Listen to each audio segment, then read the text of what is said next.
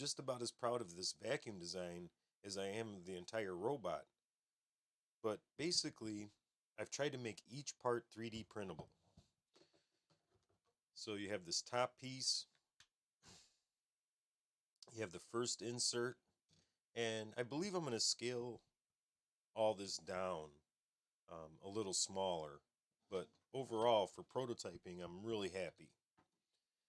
I made this little sponge insert.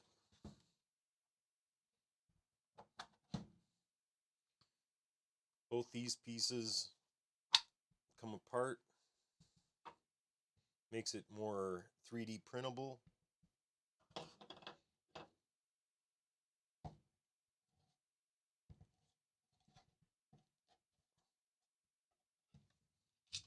The main base, the motor holder,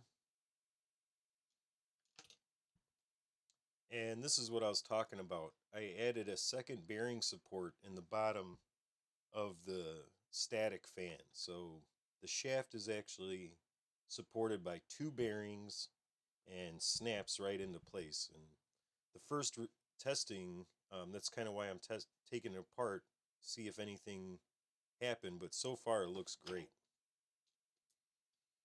And then this fan pulls out. It goes in pretty deep, so you got to work it out.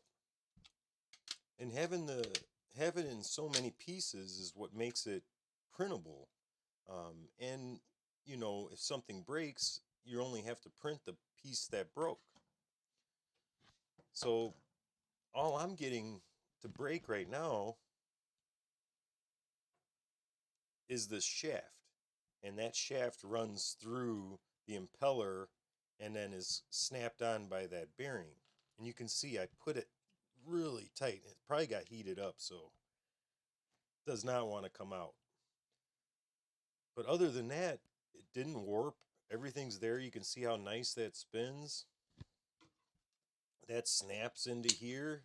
It's supported by this second bearing at the bottom, and the motor then gets snapped right in there.